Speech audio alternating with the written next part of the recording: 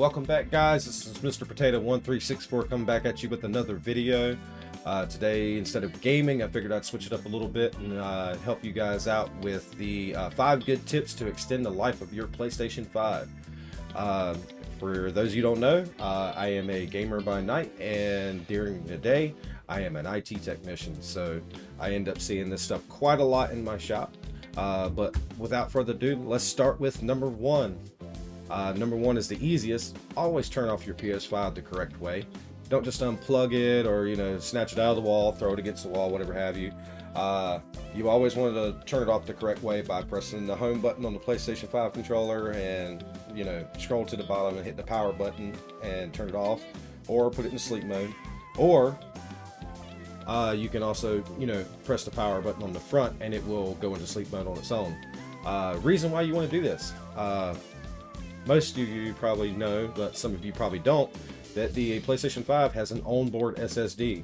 If you do not know what the SSD is, that is essentially the hard drive, pretty much to save space for your PlayStation 5. Those SSDs will get worn out over time, and unfortunately the onboard ones are generally non-replaceable unless you take it to a professional shop, and that can be very expensive. So to help save yourself some money, just go ahead and make sure you turn that PlayStation 5 off the correct way. That way we don't have to see you in the shop all the time. Number 2, keep your console in a well-ventilated area. Why do I say this? I know that you go out there and you can purchase these really cool stands and stuff like that. You can put your stuff in. The problem is the PlayStation 5 kind of acts like your lungs essentially when it's trying to cool itself. I don't know if you've ever used a respirator before, or you put a mask over your face and stuff like that. It makes it kind of hard to breathe. Now imagine that console sitting inside of your little TV stand that it doesn't have a lot of room around it. So what do you end up doing? You end up suffocating the PlayStation 5. Number 1, that actually makes the fan spin a lot harder, pulling more electricity, pulling more current, and essentially over time that will either damage the fan, or it could possibly blow out capacitors on the board as well. So try to keep that thing well ventilated, make sure he can breathe. Alright, and number 3, this kind of leads from number 2 because I've seen this a lot. Clean your PlayStation 5 as much as you can, at least once a month. You could do that by just popping off the panels off the side. If you don't know how to pop the panels off the side, you can go on YouTube and look up how to pop the panels off the side. And under those panels, there's these little tiny holes and stuff like that where you can take, maybe some tweezers or something like that, go down those little holes and pull those little dust bunnies out. Essentially, that's the same thing as keeping it ventilated, because inside of the PlayStation, there's these grills that, if those grills get clogged with dust, over time it will shut it off, and next thing you know, the PlayStation can't cool itself. There you go, you start getting overheating warnings, PlayStation shuts off, and you end up taking it to a shop and finding out that there's some severe damage done to it. You can either do that by cleaning that, or you can take it to your nearest repair shop and have it professionally cleaned. I don't know how other shops do it, but when I clean my PlayStations for customers, I completely strip it all the way down, get it all clean inside. We get rid of all those dust that's gathered up, and we also sometimes will replace the liquid metal if it needs to be. Number 4 is the biggest one that I see countless, almost every week. I see at least 1 or 2, possibly up to 5. I think I've had 1 week where I've had to do that. The dreaded HDMI. I hear all the time people say, "Oh, well, it must be the solder that Sony uses. It's not that strong," or all I do is plug it up and it won't show anything on the TV. So essentially, what I have found that generally happens is, a lot of times when these HDMI ports get damaged on the PlayStation 5, it's because either there was excessive force when pushing it in or yanking it out, that sort of thing. I've seen where people have told me the consoles got yanked off of stuff, and it ends up ripping the HDMI port off the motherboard. The one thing that I can honestly say that will definitely help eliminate it is turn your PlayStation horizontal, make it flat. I know that the PlayStation was designed to sit vertical, but the way you kind of think about it is PlayStation 5 is rather heavy. And so when it's sitting up and it gets knocked down, all that weight slams down and ends up yanking on that HDMI port. Well, and once it does it enough, it ends up ripping those pads. Ergo, you have to take it to a shop and have someone do HDMI replacements on it, and those can get rather expensive as well. I'm sure that if some people have already done it, you've experienced that price that way. Another thing that I can say is if you travel with it a lot, like let's say you unplug it, you go to a different house or whatever have you, one thing you want to make sure you do, just treat it like ergo it's a nice little baby. You just kind of want to pull it out really smooth. When you plug it up, don't just force it. We're not trying to force it here, okay? So that's one thing that you can definitely do to help with that. Ergo, it will definitely save you a lot of money. Now that being said, just because it's not displaying to your TV, it's probably going to be the HDMI port. So definitely go to a shop and have them look at it, or if you feel brave enough, definitely you can try it. I have had a few customers that's tried it on their own and ended up doing more damage than good. So I would say, definitely do some research and, make sure Ergo have a lot of the best tools that you're supposed to use in that situation. Don't go to your local Harbor Freight and just get a soldering iron and just say, hey, let's go. I'm gonna try it. Because that's generally how I end up having to fix a lot of different customers' PlayStation 5s because of the failed attempts. Also, one other thing that makes it really good to have it horizontal is the PlayStation 5 has liquid metal in there.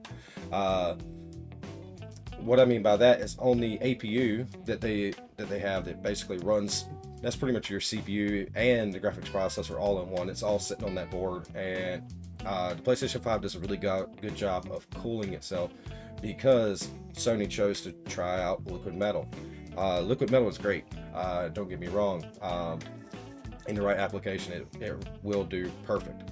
One of the things that ends up happening is over time, when that system sits vertical, liquid metal runs. Now, does it go all over the motherboard? Of course not. There's a little spot that holds it in place, that sort of thing.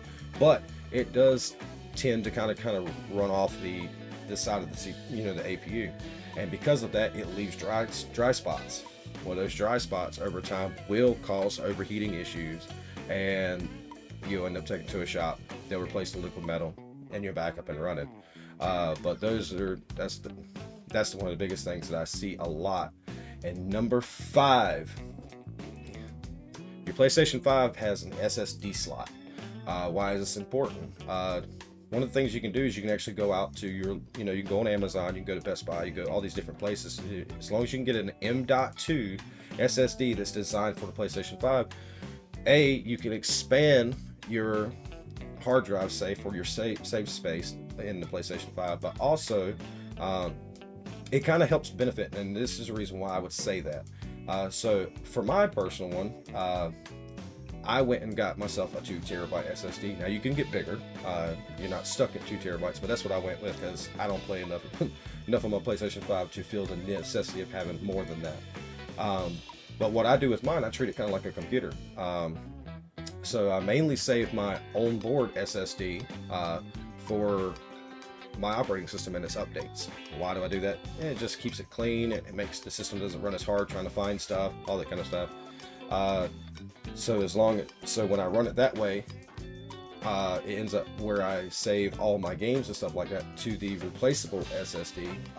Now, the crazy part about that is the more that you put on that SSD, the less likely it's going to last as long. Reason being is because SSDs, hard drives, they all have what they call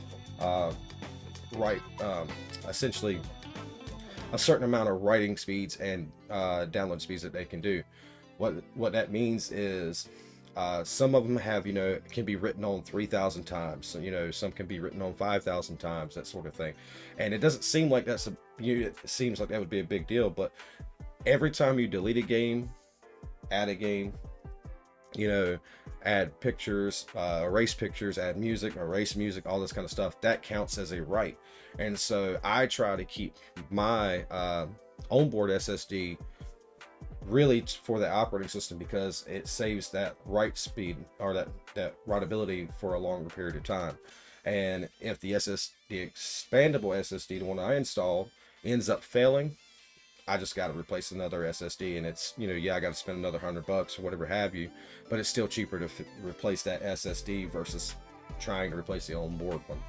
So essentially, that's my 5 tips that I can recommend to help, you know, expand that life of that PlayStation 5, and you know, make it where it'll hopefully last until the next one comes out. Hopefully we see the PlayStation 6 in a couple years. But that being said, until then, let's keep that PlayStation 5 happy, healthy, and keep it running as much as we can.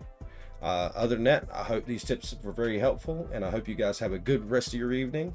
And as always, I always appreciate your you know, checking out my videos. And I also, if you like this video and you think it's very beneficial, feel free to like, subscribe, even comment. If you have questions about stuff like that, I would be glad to answer that kind of stuff. Now, I will say that I am, you know, I wouldn't say I'm a professional, but I do know a pretty good amount. But over time, I will say this, there are plenty of people out there that are smarter than me. So I can guarantee there are some people out there that may find my, you know, my recommendations a little bit weak.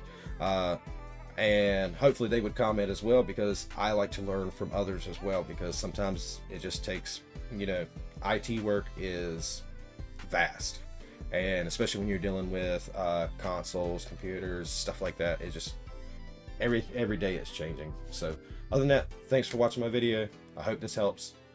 Bye for now.